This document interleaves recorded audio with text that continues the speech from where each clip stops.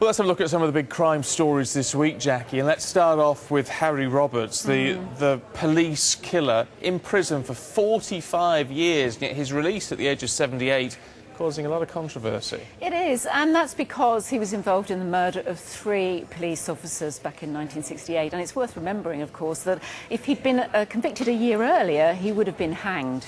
You know, we had the death penalty then. And the judge, and I think pretty much everybody else in the country, really would have never assumed that he would ever see the light of day again.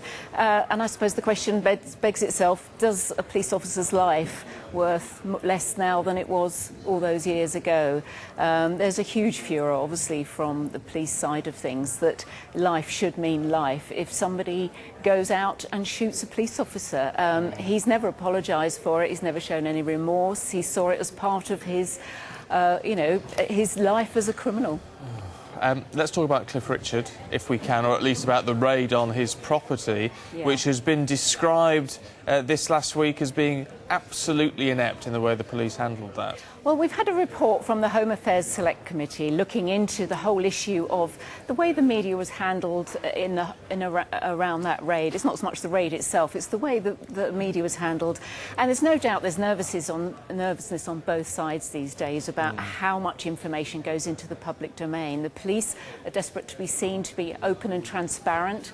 And the middle of all this, obviously, is a man's reputation, and that obviously has and at a point, of course, where he's not been arrested and he's not been charged with anything. No, exactly. And there is a dilemma there if, you know, the police are trying to keep something and they will only confirm a name if it's put to them.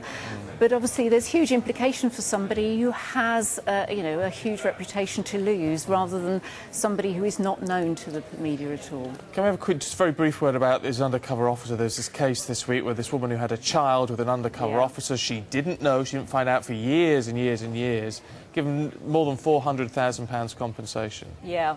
This is a story I think we're going to hear an awful lot more about. There are reports independent reports going into the way undercover officers behave. Some of them are spending years and years and years undercover, which is a hugely long time. And then are they being supported and guided as much as they should do? And we'll be hearing a lot more about it. OK, Jack.